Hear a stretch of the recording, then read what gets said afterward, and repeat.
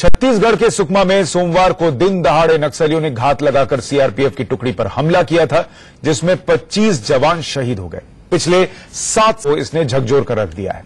गृह मंत्री राजनाथ सिंह ने आज रायपुर जाकर नक्सली हमले में शहीद हुए जवानों को श्रद्धांजलि दी।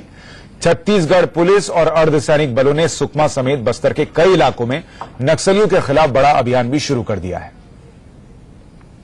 नक्सली हमले में मारे गए जवानों के घर वाले मातम में डूबे हुए हैं।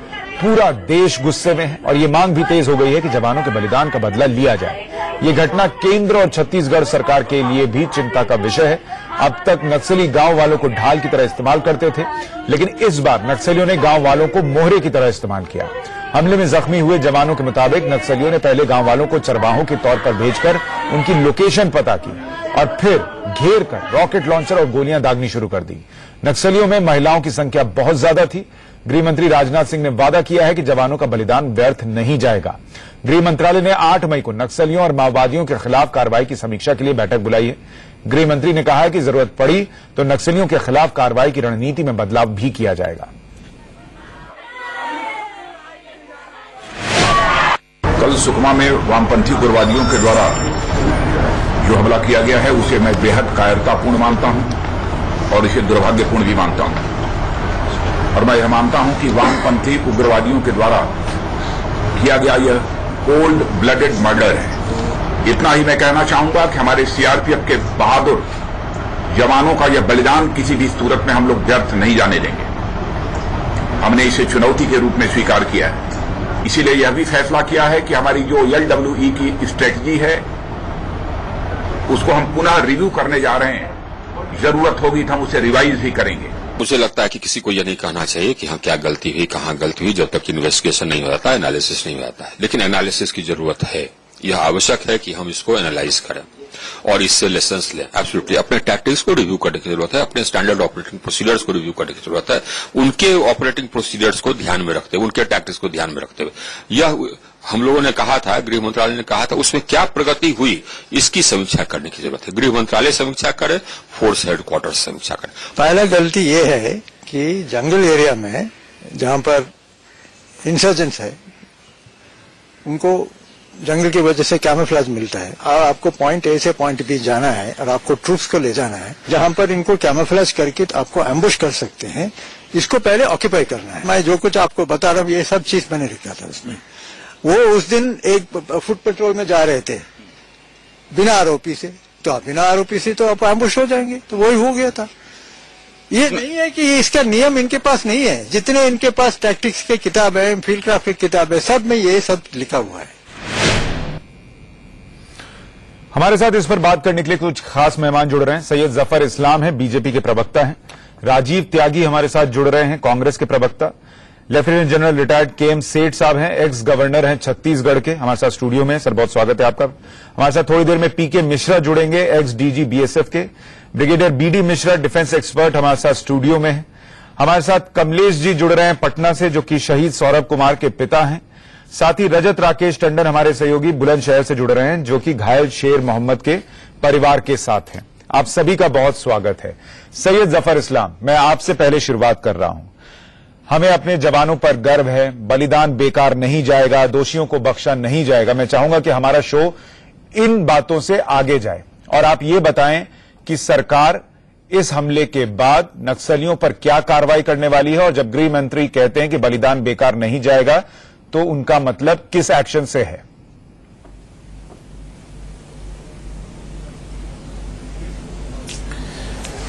देखिए सुशांत जी, जब से मैं 3 साल पहले जाऊंगा, जब से हमारी सरकार बनी तो हमने उसी वक्त अपनी एक पॉलिसी बनाई नक्सलियों के खिलाफ लड़ने की। वो पॉलिसी थी इस तरह की कि हम आर्म फोर्स का इस्तेमाल करेंगे, साथ साथ रिहेबिलिटेशन के लिए डेवलपमेंटल एक्टिविटीज भी शुरू करेंगे। तो हमने दोनों काम पे किया और उसके नतीजे ऐसे आए कि 230 डिस्ट्रिक्ट 2014 में अफेक्टेड थी नक्सलियों से, वो घट के 107 हो गई है। और उसमें भी सीमित है, कुछ जो बड़े अटैक इस तरह के होते हैं वो सीमित है कुछ डिस्ट्रिक्ट में, लेकिन अफेक्टेड डिस्ट्रिक्ट से 107 है। तो इसके परिणाम अच्छे आए और उसके बाद जब नोटबंदी है उसके और अच्छे परिणाम है, लेकिन यह पूरी तरह से खत्म नहीं हुआ है। और इसीलिए आज जब गृह मंत्री ने कहा कि हम इसके अपने जो पॉलिसी है उसको 8 मई को उसको रिव्यू करेंगे कि उसकी समीक्षा करेंगे कि कहां पर अगर कोई चूक सर, ये रिव्यू का वक्त है। जब ऐसे जवान शहीद हो जाते हैं, आप बैठकर रिव्यू करेंगे। ये एक्शन का वक्त है सर, रिव्यू करने के लिए बहुत वक्त है।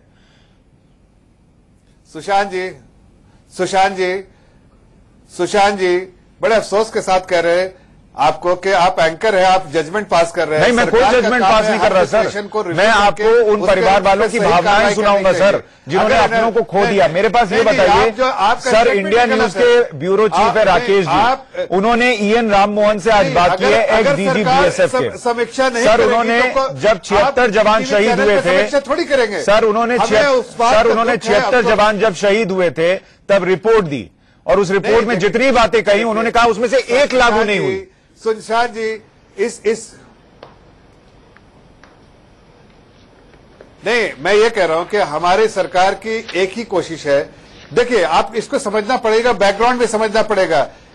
हम ये इस नक्सलियों के प्रॉब्लम से जूझ रहे, सरकार पहले जूझ रही थी, और आप देखिए नंबर ऑफ अटैक्स और जितने विक्टिम्स हुए थे सिविलियंस और जितने सीआरपीएफ लोग मारे गए थे, सब में कमी आई है, लेकिन इसका खात्मा नहीं हुआ। और हमें इसको खत्म करने के लिए रणनीति बनानी पड़ेगी सुशांत जी, और उसको रिव्यू करना पड़ेगा, समीक्षा करनी पड़ेगी। सर, सवाल ये है कि आंकड़े कम होने और आंकड़े खत्म होने में बहुत बड़ा फर्क है। इसी साल हमला पहले भी हुआ है, मार्च के महीने में भी हुआ है, और तब भले शहीद होने वालों की संख्या कम थी। मैं आपको सुनवाता हूं, मैं आपके पास आ रहा हूं राजीव जी।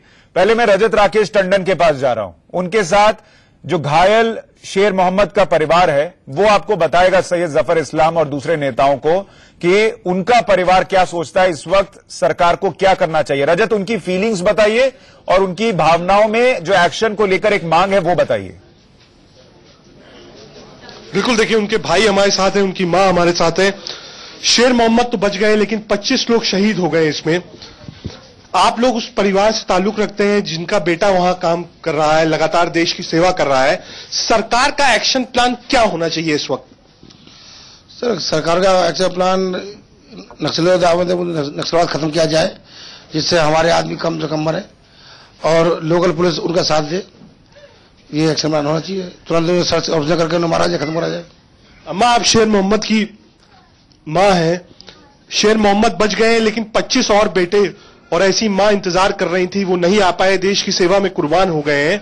सरकार को क्या जवाबी कार्रवाई तुरंत देनी चाहिए या सिर्फ बहस और रिव्यू मीटिंग्स होनी चाहिए? नहीं, सरकार को कार्रवाई करनी चाहिए, जवाब देना चाहिए। वो भी मेरे बेटे हैं, मुझ जैसी माँ ही वो भी।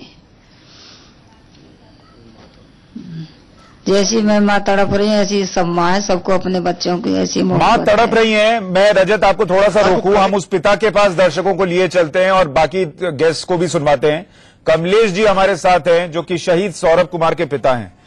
कमलेश जी, आपका दर्द हम कम तो नहीं कर सकते, और आपके बेटे ने जो साहस दिखाया उस वक्त वहां पर, उसकी हम सराहना कर सकते हैं, नमन कर सकते हैं। लेकिन इस वक्त एक पिता जिसने अपने बेटे को खो दिया, वो क्या चाहता है सरकार से? और जो अभी बयानबाजी हो रही है कि हम अपने देश के जवानों का बलिदान बेकार नहीं जाने देंगे, सिर्फ इससे आप संतुष्ट हैं क्या?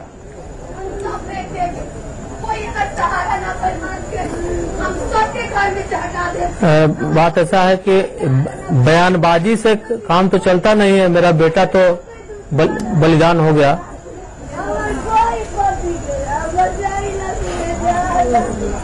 तो सरकार को इस पे और आवश्यक कदम उठाना चाहिए, और तो हमेशा होते रहेगा, हमेशा जवान में मरता रहेगा, और सरकार खाली बयानबाजी देते रहेगी, और फिर 25 दूसरे का बेटा मर जाएगा।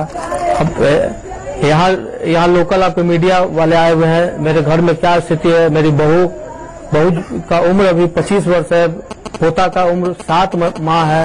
उसको केवल सरकार आके देख ले, उसके बाद अपना खुद डिसीजन कर ले तो क्या उसके साथ होना चाहिए, क्या उसको जरूरत है, उसको क्या पूर्ति होना चाहिए। सही बात है सर, हम आपका दर्द समझ सकते हैं। 25 ऐसे जवान, किसी की आप जैसा बता रहे कि 7 साल का लड़का है उनका और 25 साल की उनकी पत्नी। अब उनकी जिंदगी आप सोचिए, 7 महीने का बच्चा है, माफ कीजिएगा, और आप सिर्फ ये कह दें कि आंकड़े कम हो रहे हैं। सर, आंकड़े कम होने से बात नहीं बनेगी। मुझे ये बताइए सेठ साहब कि छत्तीसगढ़ की जो स्थिति है, उसको किस लिहाज से देखा जाए, सरकार की चुनौती क्या है और सरकार इस वक्त कर क्या सकती है? देखिए, सर्वप्रथम तो मैं अपनी सहानुभूति 25 जो मार्टियर्स हैं उनको देना चाहूंगा पूर्व राज्यपाल की हैसियत से। मेरा दिल उनके साथ है, मेरा परिवार उनके साथ है, उनके परिवारों के साथ हमारी बहुत बहुत सद्भावनाएं हैं और मुझे पूरी उम्मीद है कि राज्य सरकार और केंद्र सरकार उनका पूरा ध्यान रखेंगे। जहां तक इस घटना का संबंध है और इससे पहले वाली घटनाओं का संबंध है, मैं एक जरूर सा आपको हिस्टोरिकली बताना चाहता हूं। सुकमा एक ऐसी जगह है जो ट्राई जंक्शन पे है आंध्रा, झारखंड और छत्तीसगढ़ के, और यहां पे 2004 से मैं देखता रहा हूं और 5 मेजर इंसिडेंट से आज तक लगातार इंसिडेंट होते चले आ रहे हैं इसी सड़क पे। और इसका वजह यह है कि एक तो सड़क नहीं बनी हुई है, ये जो माओइस्ट है ये कोई भी सड़क को बनने देना ही नहीं चाहिए। सर, इसमें मैं एक बात जोड़ूंगा। हाँ। आप कह रहे 2004 से आज 2017 हो गया, इसी सुकमा में इसी सड़क पर लगातार ऐसी घटनाएं हो रही हैं। बिल्कुल हो रही हैं। अगर सरकारें गंभीर होती और ये जो बयानबाजी करती है उसमें गंभीरता होती तो ये रुक नहीं गया होता। सुशांत जी, उसी पे आ रहा हूं। आपने भी जिक्र करा कि राम मोहन जी ने एक रिपोर्ट बनाई थी 76 लोगों की मृत्यु के बाद। सही बात है। मेरा भी यही इंफॉर्मेशन है कि उसके ऊपर कोई चीज अमल नहीं हुई है। जितने भी हादसे होते हैं, सुकमा पे हो या और कहीं हो, हम लेसन्स बनाते हैं पर उन पे कोई अमल नहीं करते। सबसे बड़ी चीज है जो भी लेसन निकलता है, जैसे इससे भी लेसन निकलेंगे, we can not just rush into it. There is no fix जगह नहीं है जहां हम काउंटर अटैक करके उनको पनिश कर सकें। We will have to go back into planning table, take care of them. We know where they have gone, we have adequate material. This is an Abujhmarh area. इस अबूझमाड़ को खोलने की बहुत कोशिश की है। मैं कहना चाहूंगा राज्य के जो मुख्यमंत्री हैं रमन सिंह जी, उनकी पॉलिटिकल विल में मुझे कभी शक नहीं था, ना ही आज शक है। वो पूरी मेहनत से लगे हुए हैं, परंतु मेरा ख्याल है सिवाय लिप सर्विस के, particularly from the central government, 2-3 चीजें होती हैं हमेशा। एकदम सहानुभूति, हम सब मदद देंगे, नहीं सुनिए, मेरा सवाल सहयोग देंगे और एक रिव्यू मीटिंग होगी, नई स्ट्रेटेजी बनेगी, परंतु उसके बाद सब ठंडे बस्ते में चला जाता है। बिल्कुल, यही बड़ी प्रॉब्लम। सर, आज राम मोहन साहब की कमेटी की हम रिपोर्ट की बात कर रहे थे। मैं दर्शकों के लिए ये बताऊं, राम मोहन साहब की कमेटी की रिपोर्ट 2010 में उनको बनाया गया था, 1 मैन कमेटी थी और उन्होंने कई रिकमेंडेशन, मैंने पढ़ी है पूरी रिपोर्ट पढ़ी। उसमें रिपोर्ट में एक बात ये भी थी सर, आप भी मानेंगे, उन्होंने कहा था कि जहां पर नक्सलियों के अटैक का खतरा ज्यादा है वहां 1 के मुकाबले 5 होने चाहिए आपके सीआरपीएफ के जवान या आर्म्ड फोर्सेस के जवान। अब जब सुकमा को आप बता रहे हैं सर 2004 से 2017 तक वहां पर लगातार ऐसे हमले हो रहे हैं, तो वहां पर इतनी संख्या में सीआरपीएफ के जवान क्यों नहीं थे? अगर वहां 300 नक्सलियों ने हमला किया तो 1500 होने चाहिए थे, 1500 नहीं हो सकते थे, 1400 होने चाहिए थे। तो किसकी गलती है? नहीं, गलती हमारी 2 है। सबसे बड़ी चीज, इन ऑपरेशंस में ऑथराइज्ड या ऑर्गेनाइज्ड लंच ब्रेक वगैरह नहीं होते हैं। ये टेक्टिकल ऑपरेशंस होते हैं, रोड ओपनिंग। यहां पे जो जूनियर लीडरशिप है सीआरपीएफ की, मैं ये कहना चाहूंगा that needs lot of improvement.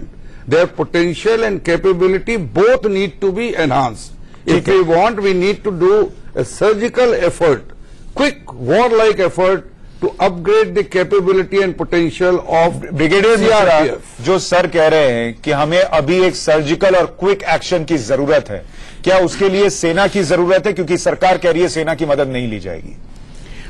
क्या मैं इसका जवाब दे दूं बिफोर यू मिस्टर? बिकॉज मैंने 2005 और 6 में ये रिकमेंड किया था एज ए गवर्नर कि हमें चाहिए एक कैंटोनमेंट बनाना चाहिए नारायणपुर में। पहले एक बटालियन आई थी, 2-3 महीने रही वहां, जो जिसकी मेयर प्रेजेंस, उसका कोई ऑपरेशनल ना हो, mere presence over there will be a great help.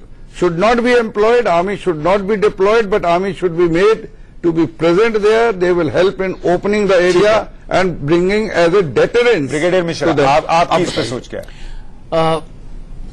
General KM सेठ बहुत ही अनुभवी जनरल थे और फिर गवर्नर रहे हैं वहां छत्तीसगढ़ के और इन्वॉल्व थे, और इनका जो मकसद था वो यही था कि समस्याएं कैसे वहां खत्म हो, और पूरा सब चीजें सबको पता है। लेकिन मैं 2 बातें कहना चाहूंगा। पहला तो मैं ये कहना चाहूंगा कि वहां पर troops, tactics, strategy, location, equipment, concept, intelligence और ऑपरेशन हम टैक्टिक्स फॉलो कर रहे थे, जो हम ट्रुप्स वहां डिप्लॉय कर रहे थे, जो वहां पर जूनियर लीडरशिप थी, सीनियर कमांड वहां पर था, हायर कमांड वहां पर था, इंटेलिजेंस है वहां पर, जो कॉन्सेप्ट है ऑपरेशन का, इससे कोई फायदा नहीं हुआ है। हर एक महीने में हम सुनते हैं कि 25 मारे गए, 2 डिजिट से ज्यादा कैजुअलिटी होती है हमेशा। तो इसका एक चेंज है, एक बात। दूसरी बात यह है कि कोई इनहिबिशन नहीं होना चाहिए। आर्मी नागालैंड में डिप्लॉय हुई थी, आर्मी मिजोरम में डिप्लॉय हुई थी, आर्मी मणिपुर में डिप्लॉय हुई है, जहां पर सिचुएशन जो सेंट्रल आर्म्ड पुलिस फोर्सेस हैं जहां पर वो नहीं कर पाती हैं, तो सिचुएशन को सरकार यहां क्यों नहीं करना चाहती, इसकी वजह क्या है? देखिए, वो तो अलग बात है। मैं आपको कहना यह चाहता हूं कि मल्टी प्रॉन्ग्ड अप्रोच होना चाहिए, इसमें हर तरीके की ट्रुप्स होना चाहिए, यूनिफाइड कमांड होना चाहिए, और उसके अलावा एक चीज मैं और कहना चाहता हूं, और आज के दिन में डिबेट इस बात पर सेंटर होना चाहिए कि अभी करना क्या है। ब्लेम गेम या राजनीति इसमें न हो, इसमें यह हो कि सरकार को सपोर्ट करो, मल्टी प्रॉन्ग्ड अप्रोच करो, हर जगह आप डिफेंडेबल लोकेशंस बनाओ, और यह ना हो कि 5 आदमी कहीं सरकार को कौन सपोर्ट नहीं करता, अटैक हो जाए। आप बताइए, सरकार को कौन सपोर्ट नहीं करता? मीडिया साथ खड़ी हो जाती है हर बार इस मामले में, जहां भी मीडिया की जरूरत होती है, अवेयरनेस फैलाने की बात होती है, लेकिन सरकारों को खुद भी तो कुछ करना होगा। नहीं राजीव जी, सुबह से मैं देख रहा हूं ये पॉलिटिक्स फिर इन्वॉल्व हो गई है इसमें। नहीं तो पॉलिटिक्स पार्टी हो रही है, दूसरी पार्टी को ब्लेम करना शुरू कर दिया है। सबसे पहले हमें पॉलिटिक्स से उठना पड़ेगा। मैंने दोनों पार्टियों को, जो मेन पार्टीज हैं, के अंडर काम किया है। जब एक पावर में होता है तो दूसरा उसको क्रिटिसाइज करता रहता है। राजीव जी से जवाब लेते हैं। राजीव जी, ये बताइए, इस वक्त सरकार की अप्रोच क्या होनी चाहिए? और जन साहब ने एक बात जो कही वो भी सुन लीजिए कि वहां पर दोनों सरकारें रही हैं। हाँ, वही और यह प्रॉब्लम जब हम 2004 से सुकमा में प्रॉब्लम की बात करते हैं तो कांग्रेस की जवाबदेही बनती है। राजीव जी, इस हमले के लिए अगर केंद्र की सरकार को कुछ करना चाहिए तो आपकी जवाबदेही भी पूछी जाएगी, क्योंकि आपने ही, तब के पी चिदम्बरम साहब गृह मंत्री थे और उन्होंने कमेटी बनाई, लेकिन उस कमेटी के रिकमेंडेशन को ठंडे बस्ते में डाल दिया। देखिए, कांग्रेस पार्टी ने 2013-14 में 13,000 करोड़ रुपए का बजट रखा था इंटीग्रेटेड एक्शन प्लान 88 नक्सलवादी प्रभावित जिलों के लिए। बैकवर्ड रीजन ग्रांट कमीशन बनाया गया था, फंड बनाया गया था 250 जिलों के लिए 14-15 में, जिसके लिए कांग्रेस पार्टी ने आवंटित किए थे 6,238 करोड़ रुपए, 2,076 करोड़ रुपए SC/ST के लिए आवंटित किए थे। 2006 में कांग्रेस पार्टी ने फॉरेस्ट राइट एक्ट दिया था। ये सबसे महत्वपूर्ण है, जिसकी वजह से 1/5 जनसंख्या को अपने वनों पर अधिकार मिलने का काम हुआ। आदिवासियों को, जिनको हम कहते हैं कि आदिवासी ज्यादातर नक्सल प्रभावित मानसिकता के लोग बात होते हैं, उन आदिवासियों को 2006 में हमने वन अधिकार नियम बनाया था। और मैं कहना चाहूंगा कि अभी छत्तीसगढ़, अभी झारखंड में, जो कि खुद नक्सलवादी प्रभावित राज्य है, उसमें बकायदा सरकार ने जिस तरह से एक छोटा नागपुर संताल परगना किराएदारी एक्ट खत्म किया था, उसको लेकर के आदिवासियों में एक बहुत बड़ी सुगबुगाहट हुई, बहुत बड़ा विद्रोह हुआ, और झारखंड सरकार के जगह जगह जब प्रदर्शन हुए 3 जिलों में 7 आदिवासी इसमें मारे भी गए। मैं मानता हूं कि इसमें कोई सियासत नहीं होनी चाहिए। शहीदों की शहादत पे पिछले 3 साल से कह रहा हूं, जब से टेलीविजन पर आना शुरू हुआ हूं, कि शहीदों की शहादत पे कोई सियासत नहीं होनी चाहिए। किसी भी नेता को सियासत करने का अधिकार नहीं होना चाहिए। लेकिन मैं इतना जरूर कहना चाहूंगा, नमन करते हुए उन जाबाज हमारे अधिकारियों के, सीआरपीएफ के जो 25 जवान शहीद हुए हैं और उनके परिवार के साथ संवेदना प्रकट करते हुए इतना कहना चाहूंगा, किसने सियासत की ये उनको जरूर देखना होगा। पूरे देशवासियों को दिखाइए। सर, मुझे आप ये बताइए, जो शहीद सौरभ कुमार के पिता बैठे हैं और बुलंदशहर में जहां पर घायल के परिवार वाले बैठे हैं, उनको आप ये बताएंगे कि हमने इस मद में इतना पैसा दे दिया था या हमने ये कानून बना दिया था और उसके बाद भी आपका बेटा मारा गया, हमारा काम हो गया था? उनको ये जवाब दे सकते हैं आप? जवाब दे सकते हैं हम? नहीं दे सकते। देखिए बहुत स्पष्ट कहता हूं, कांग्रेस पार्टी ने तो सुकमा में ही 25 अपने कांग्रेस के कार्यकर्ता से लेकर बड़े से बड़ा नेता भी शहीद हुआ था, और हम उस पीड़ा को बहुत बेहतर जानते हैं। तो उस पीड़ा को समझने के बाद राम मोहन जी की कमेटी की रिकमेंडेशन क्यों नहीं लगाई गई? सर, राम मोहन जी कमेटी जी की रिकमेंडेशन जो आई थी, जब तक हमारी सरकार जा चुकी थी, उससे कुछ दिनों पहले आई थी। जी नहीं, राम मोहन कमेटी की क्या इसमें कोई सच्चाई आपको दिखती है? देखिए, रिपोर्ट बहुत बढ़िया तरह से लिखी गई है, मैंने देखा है, और उसमें काफी ऐसी चीजें हैं जो अमल में लाई जा सकती हैं। प्लीज मैं एक सेंटेंस कंप्लीट कर लूं, अच्छा नहीं लगेगा फिर मैं बीच में छोड़ूं तो प्लीज। बोलिए। मैं सिर्फ इतना कहना चाहता हूं कि वर्तमान सरकार को राम मोहन कमेटी की जितनी भी रिकमेंडेशन है उनको अक्षर पालन करना चाहिए, और निश्चित रूप से जो हमारे जाबाज अफसर हैं, जो जाबाज अफसर रहे हैं, निश्चित रूप से रमन सिंह साहब ने एक टाइम ऐसा था कि अपने केपीएस गिल साहब को लगाया था हम लोगों ने ही कि केपीएस गिल जाकर के नक्सलवाद प्रभावित इलाकों में नक्सलवादी समस्याओं को कंट्रोल करेंगे, लेकिन केपीएस गिल ने अपने एक इंटरव्यू में कहा, उन्होंने कहा, रमन सिंह ने मुझसे कहा था वेतन लो मौज करो। ये उनका इंटरव्यू, मैं कुछ नहीं कह रहा हूं इसमें, ना को मैं नेगेटिव पॉलिटिक्स कर रहा हूं। जब तक राजनीतिक लोग बात अच्छे अधिकारियों को पहचान नहीं करेंगे, अच्छे अधिकारियों से काम नहीं लेंगे, तब तक काम नहीं चलेगा। दूसरी बात, 2004 से 2014 के बीच आपने अच्छे लोगों की पहचान क्यों नहीं की? बिल्कुल 76 लोग बता देता हूं, 76 जवान जब शहीद हुए थे 2010 में, आपकी सरकार थी, कैसे हो गया? मैं एक छोटे से ब्रेक के लिए रुक रहा हूं सर, मैं आपके पास लौटूंगा। बड़ा सवाल यह भी है कि जो अब नक्सली हैं उनको गांव वालों का, आदिवासियों का साथ मिलना बढ़। छत्तीसगढ़ के सुकमा में 25 सीआरपीएफ के जवान शहीद हो गए, और आज हम सीधा सवाल ये पूछ रहे हैं कि सरकार अब आगे क्या करने जा रही है, नक्सलवादियों से लड़ने के लिए क्या प्लान है सरकार के पास, बयानबाजी के अलावा। और इस पर बात करने के लिए हमारे साथ खास मेहमान बने हुए हैं सैयद जफर इस्लाम बीजेपी के प्रवक्ता, राजीव त्यागी कांग्रेस के प्रवक्ता, लेफ्टिनेंट जनरल रिटायर्ड केएम सेठ हैं जो कि छत्तीसगढ़ के पूर्व गवर्नर हैं, ब्रिगेडियर बीडी मिश्रा हमारे साथ है, डिफेंस एक्सपर्ट, हमारे साथ बुलंदशहर से घायल शेर मोहम्मद के परिवार के लोग हैं जिनके साथ रजत हमारे सहयोगी हैं, और शहीद सौरभ कुमार के पिता कमलेश जी हमारे साथ पटना से हैं। कमलेश जी, आप इस शो में पिछले आधे घंटे से बने हुए हैं, नेताओं के बयान आपने सुन लिए कि वो क्या कह रहे हैं, किस मद में कितना पैसा, कितने करोड़ दे दिए गए, क्या कर दिया गया। एक शहीद के पिता पर क्या बीतती है जब वो इस तरीके की बयानबाजी सुनते हैं?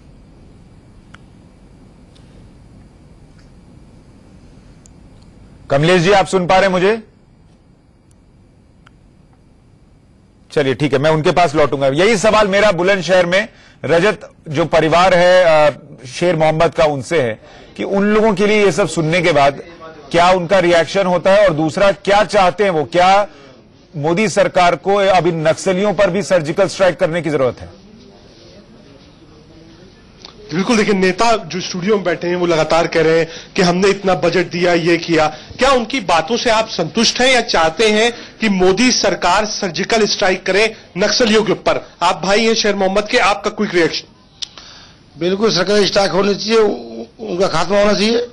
हम तो ये चाहते हैं कि भाई और जाने ना जाए, जो हमारे सिपाही शहीद हो चुके हैं वो तो हो चुके हैं, लेकिन आगे से ऐसा ना हो, दोबारा स्ट्राइक करके उन्हें खत्म किया जाए। मोदी सरकार को क्या करना चाहिए नक्सलवादियों को खत्म करने के लिए?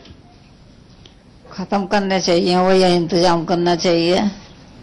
दुनिया के लाल मर रहे हैं, आखिर इंसान कोई पेड़ों पर से झड़े हैं, पैसा दे दें, पैसे को चावे चौधे को।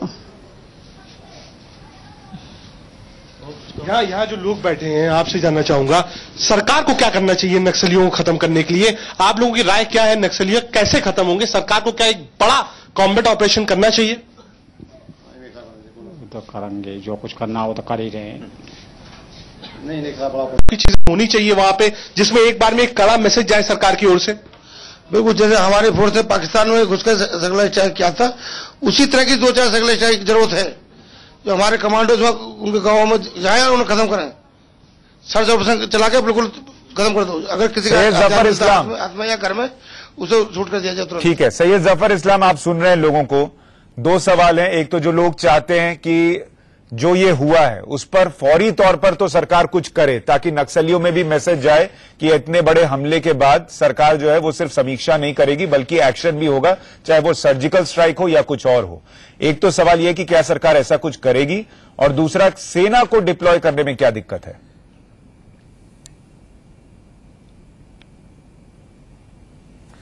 देखिए, पहली बात तो कि ये दुख भरा माहौल है। ऐसे माहौल में लोग बजट के बारे में बात करें, कांग्रेस के प्रवक्ता कितना बजट था, क्या बजट था, मैं भी नंबर दूं, स्टैटिस्टिक्स नहीं, ये तो आप सही कह रहे हैं। वो अच्छा नहीं लगेगा। ये दुख भरे माहौल में हम उन परिवारों के साथ है, उनके दुख के साथ है। लेकिन मैं आपकी जो बातें, 2 बातों का जवाब देना चाहता हूं। पहली बात कि हमारे हमारी अप्रोच, पहले तो होम मिनिस्टर ने पहले कह दिया है कि वहां पर जो आला अफसर है सीआरपीएफ के, और उनको वहां पर स्टे पुट करने के लिए, रहने के लिए, और जो कार्रवाई करनी है उसको स्ट्रेटेजाइज करके कार्रवाई करने के लिए। दूसरी बात जो है इंपॉर्टेंट है कि हमारी जो आगे की रणनीति रहेगी, जो 8 मई को उसका ज्यादा खुलासा होगा और डिस्कशन के बाद, कि हमारे जो नए अप्रोच है, जो इंटेलिजेंस को और कैसे रोबस्ट बनाया जाए, जो कि उनकी सोच से हम एक कदम हर वक्त आगे रहे, ये हमारी कोशिश होगी। और ड्रोन जैसे चीजों का इस्तेमाल कैसे किया जाए ताकि ऐसे हादसा जो हुए हैं वो ना हो। इस तरह के कई ऐसे एडवांस टेक्नोलॉजी का इस्तेमाल किया जाए, करेंगे हम, ताकि जो आज हुआ है, जो कल हुआ है, वो आगे ना हो। ऐसे आश्वासन हम आप लोगों को देना चाहते हैं, उन परिजनों को, परिवारों को जिन्होंने अपने लाल को खोया है, और जिनके लाल। कमलेश जी हमारे साथ जुड़ गए हैं, शहीद सौरभ के पिता हैं। हमारी कोशिश है जो रिहेबिलिटेशन रिहेबिलिटेशन की कोशिश थी, वो कहीं तक बहुत हद तक कामयाब हुए, लेकिन जो लोग वायलेंस को ही रखना चाहते हैं उनके साथ वायलेंस के साथ ही निपटा जाएगा। ये हमारी कोशिश पूरी आगे आने में रहेगी। ठीक है कमलेश जी, आपने जो नेताओं के बयान सुने, आप सुन पा रहे कमलेश जी मुझे?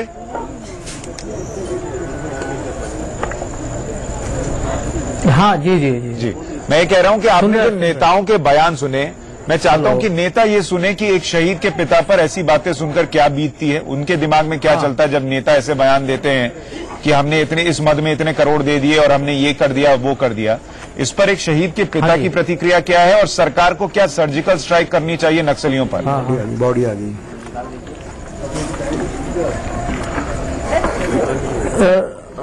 ठीक है आप जाइए, मैंने सुन लिया है। जो भी कार्रवाई करने, शहीद का शव वहां पर पहुंचा है। ठीक है आप जाइए सर, पार्थिव शरीर वहां पर आ गया है और आप जाइए, हम आपको इसके लिए रोकेंगे नहीं।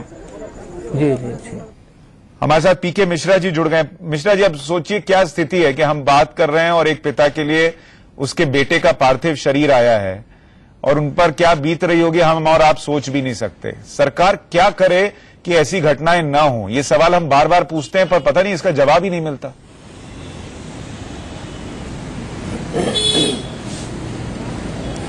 ये बहुत दुखद समाचार है, क्योंकि मैं खुद ही परेशान हूं, क्योंकि लास्ट जब 11 मार्च को ये इंसिडेंट हुआ था भेजी में, मैं भेजी को लास्ट फोर्टनाइट गया था और वहां पर देखा था जब आरोपी के ऊपर एम्बुश हुआ। और ये जो इंसिडेंट कल हुआ, ये तकरीबन 20 किलोमीटर है भेजी से, जो चिता गुफा एरिया का है। Similar type of terrain, similar type of jungle. मैं अभी जो पार्थिव शरीर पिताजी के पास पहुंच रहा है, मैं उसके बारे में सुन रहा था। ये चीज फोर्स में रहते हुए हम काफी बार देखे हुए हैं, और ये सदमा जो होता है अपने पेरेंट्स को या अपना वाइफ को या बच्चों को, ये हम अपने जवान से नहीं बोल सकते हैं। लेकिन गवर्नमेंट जरूर, अभी 8 मई को राजनाथ सिंह ने एक मीटिंग बुलाया है। हमने 2010 से ये लड़ाई लड़ रहे हैं, इतने अटैक हो चुका है। अभी हमारा जो रणनीति है वो बिल्कुल काउंटर ऑफेंसिव होना चाहिए, फुल्ली ऑफेंसिव होना चाहिए। वहां पर जो है जो नक्सलाइट्स है, ट्राइबल्स को अपना ढाल लगा करके वो सीआरपीएफ के ऊपर एम्बुश करते हैं और उनका वेपन्स भी छीन लेते हैं। उसके लिए जो हमारा ऑफ्स ग्रीन हंट अभी है, उसको अच्छी तरह चालू रखने के लिए सेंटर और स्टेट के पुलिस फोर्सेस, पैरामिलिट्री फोर्सेस और सेंटर जो स्टेट्स का आईआरबी बटालियंस और पुलिस फोर्स, ये लोग मिल करके इसको स्ट्रेटेजिकली प्लान करके with the help of drones and satellites offensive action Dandakaranya में और बस्तर जब आप काउंटर ऑफेंसिव कहते हैं सर, जब आप काउंटर ऑफेंसिव कहते हैं तो दर्शकों के लिए अगर उसको सरल भाषा में कहें तो सरकार को एक सर्जिकल स्ट्राइक नक्सलियों पर करने की जरूरत है और उनको ये मैसेज देने की जरूरत है कि हम ये अब बर्दाश्त नहीं करेंगे। बिल्कुल आप सही बोल रहे हैं। मैं श्रोता को समझाने के लिए बोल रहा हूं, जैसा पाकिस्तान में सर्जिकल स्ट्राइक हुआ उस मुताबिक अगर सिचुएशन इतना खराब है तो उसमें आर्मी का आने का जरूरत नहीं है, लेकिन आर्मी लॉजिस्टिकल सपोर्ट्स दे सकता है।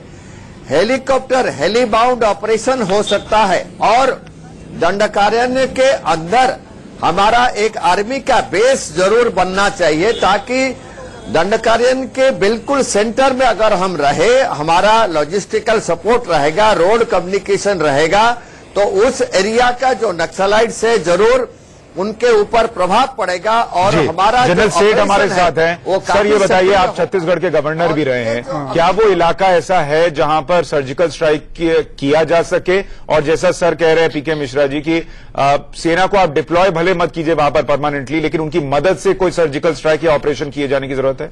देखिए, सबसे पहले तो मैं कहना चाहूंगा, ये आप 2-3 दफे वर्ड यूज कर चुके हैं सर्जिकल स्ट्राइक का।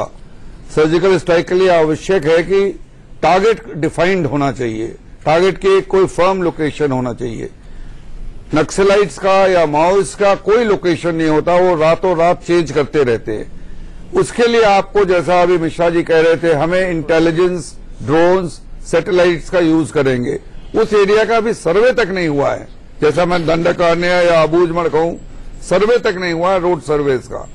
सबसे पहला चीज मैं कहना चाहूंगा, सर्जिकल स्ट्राइक के बजाय आप एक इमीडिएट ऑपरेशन लॉन्च करिए। ग्रीन हंट तो बहुत पुरानी चीज हो गई, इनको जहां जहां आपको नोन लोकेशंस है वहां एक immediate operation just to show that we mean business, एक वो होना चाहिए। वो दर्शकों के लिहाज से एक शब्द इस्तेमाल किया सर मैंने, सर्जिकल स्ट्राइक। उसकी दूसरी चीज ये है कि हमें एक कंटोनमेंट बनाना चाहिए टेम्परेरी, थोड़ा 2 या 3 बटालियन या 1 ब्रिगेड साइज कंटोनमेंट अबूझमाड़ के अंदर, प्रेफरेबली नारायणपुर या बस्तर में, जहां बॉडी हीट जो सोल्जर्स की होती है वो इटसेल्फ इज ए बहुत बड़ा डेटरेंस होता है नक्सलाइट्स के लिए। Logistic support, opening of the area, बहुत कुछ हो जाएगा अगर हम वहां पे एक कंटोनमेंट को लोकेट करें। आप भी यानी कह रहे हैं काउंटर ऑफेंसिव होकर कुछ न कुछ कार्रवाई करने की जरूरत है, बिल्कुल जरूरत है, मैसेज जाए। ब्रिगेडियर मिश्रा, आपके हिसाब से क्या काउंटर ऑफेंसिव एक एक्शन की जरूरत है? मैं तो यह समझता हूं कि सबसे पहले काउंटर ऑफेंसिव के लिए जो स्टॉप्स हैं वो जरूरी हैं, क्योंकि ये जितने भी नक्सलाइट हैं ये स्टैटिक पोस्ट इनकी नहीं होती है, न तो इनकी एक कोई चुनी हुई पोजीशन होती है, ये मूव पर रहते हैं। और अगर स्ट्राइक होगी बिना ऐसे जगहों को रोके हुए जहां कोई मिल्ट कर जाए, जैसे ये आंध्र प्रदेश इनके बॉर्डर पर है और प्रदेश ये ट्राई जंक्शन है, तो वो भी आवश्यक है कि ये ट्रैप हो कि वहीं मारे जाएं और ये बाहर निकल के न जाएं। और ये जो गांव वालों की मदद ले रहे हैं सर, ये कैसे रुकेगा जी? गांव वालों की जो मदद ले रहे हैं, देखिए वो तो सिविल एडमिनिस्ट्रेशन को और जहां पर जितनी भी सुरक्षा की एजेंसियां हैं, इंटेलिजेंस एजेंसियां हैं, उनको एक कवच बनाना पड़ेगा, जिससे कि क्योंकि कोई भी नक्सलाइट्स, कोई भी ऐसा इंसर्जेंसी नहीं पनप सकती है जब तक कि वो लोकल का हेल्प न ले। लोकल का हेल्प 2 तरीके से लिया जा सकता है, एक तो उनके प्रति उनका लगाव हो, जैसे श्रीलंका में एलटीटी का था, और यहां पर उनको दबाव के साथ पॉइंट ऑफ गन पर उनके ऊपर बंदूक लगा के लेते हैं, तो उनको ये प्रोवाइड करना पड़ेगा। और मैं ये समझता हूं कि 2-3 स्पॉट चुने जाएं जिसमें बटालियन साइज लोकेशंस हो और उनका एक सेंट्रल कंट्रोल हो वहां पर, एक ब्रिगेड हेडक्वार्टर के लेवल पर, और तभी यह मामला हो सकता है। और दूसरी बात एक और मैं कहना चाहता हूं कि इसमें जब ये सब होने लगे तो राजनीति का जो अलॉटमेंट वाला मामला है ये न आए, क्योंकि ये शुरू हो जाएगा कितना पैसा अलॉट किया, यहां गया, ये राजनीति से अलग रखे। ठीक है, राजीव जी। देखिए, मैं बहुत स्पष्ट कहना चाहूंगा, मेरे पास जो इनपुट है, आज ही जो जवान घायल हुए हैं उन्होंने कहा है कि लोकल स्तर पे पुलिस वहां पर मदद नहीं करती है और पुलिस कहीं ना कहीं नक्सलवादियों की मदद करती है। तो ऐसे पुलिस वालों को भी, जो स्टेट पुलिस के लोग बाग, उनको चिन्हित किया जाना चाहिए। केपीएस गिल का इंटरव्यू मैंने दिखाया और अभी बात हुई, बहुत समझदारी से बात की। बीडी मिश्रा साहब ने बहुत अच्छी बात कही कि वहां सेना की एक टुकड़ी रखी जा सकती है, पूर्व गवर्नर साहब ने भी यही बात कही। लेकिन कोई भी काम करने के लिए, सुशांत जी, आप जब टेलीविजन डिबेट करने के लिए स्टूडियो में आते हैं और मैं जब स्टूडियो में आता हूं तो उसके लिए बजट चाहिए होता है, बिना बजट के कुछ नहीं हो सकता। हाँ, बजट में सियासत नहीं होनी चाहिए, बजट पे कोई सियासत नहीं होनी चाहिए, लेकिन बिना बजट के प्रावधान के, बिना पैसा खर्च किए आप कुछ भी प्राप्त नहीं कर सकते। मैंने जो आंकड़े, लेकिन अगर इस स्टूडियो में सर एक बात बताइए ना, स्टूडियो में अगर आग लग जाए और 10 लोगों की मौत हो जाए और उस वक्त कोई आकर ये कहे कि हमने स्टूडियो बनाने के लिए तो 5 करोड़ रुपए दे दिए थे, वहां पे पता नहीं क्यों इंतजाम नहीं था, तो वो वक्त सही नहीं होता ये गिनाने का कि कितने करोड़ रुपए स्टूडियो में। उस पर जवाब देता हूं, बहुत स्पष्ट जवाब देता हूं।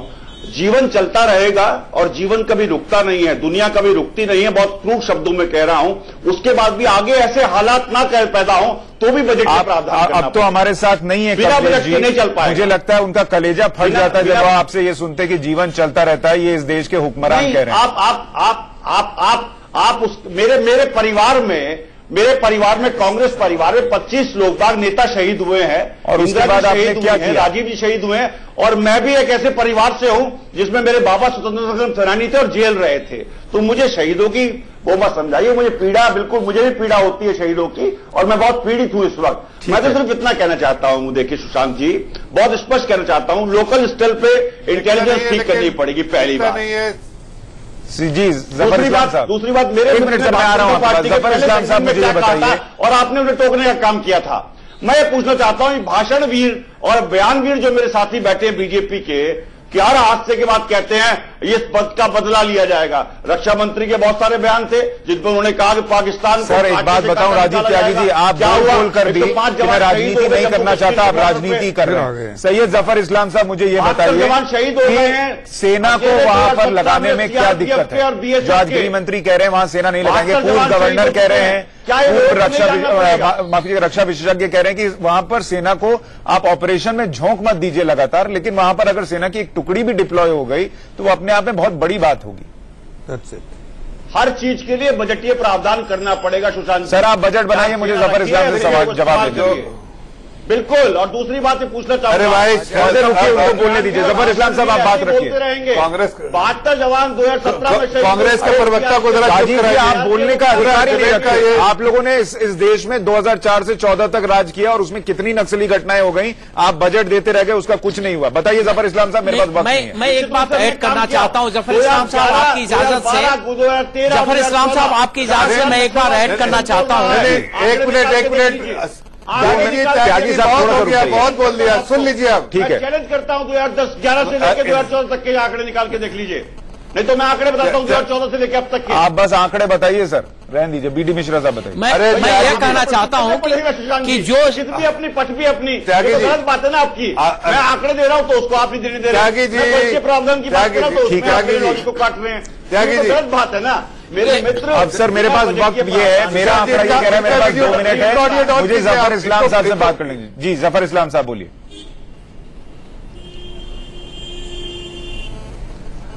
देखिए त्यागी जी, आप जो है डिबेट को बिल्कुल आप त्यागी जी को छोड़ दीजिए सर, ये बताइए सेना डिप्लॉय करने में क्या? राहुल गांधी जी ऐसे ही बार बार चैलेंज करते हैं और उनको मुक्की खानी पड़ती है। ये 2017 में 72 जवान शहीद हो गए, आपकी सरकार क्या कर रही है? अरे हमारी सरकार तो बहुत कुछ कर रही है, 270 से और 160 आपकी सरकारों ने क्या किया था? आपने लीडर मारे गए थे, उसके बाद भी आप ऐसी बातें कर रहे हैं। सही बात नहीं होगी। सरकार अगर डिसाइड कर लिए है और गृह मंत्री जी का बयान आया है कि हम कार्रवाई करेंगे, तो हम ये जो डिबेट है वो इसलिए थी भी नहीं कि हम ये तय कर दें कि अब यहां पर नक्सलियों के साथ लोगों तक राय पहुंचनी चाहिए थी। और जब नेता इस पर सियासत करने लग जाते हैं तो आपको भविष्य दिखने लग जाता है कि इस पर भी शायद सियासत होती रह जाएगी, इस पर भी मिट्टी पड़ जाएगी और फिर शायद ऐसी कोई घटना सामने आएगी जिसमें कोई गृह मंत्री ये कह देगा कि हमें अपने जवानों पर गर्व है। नमस्कार।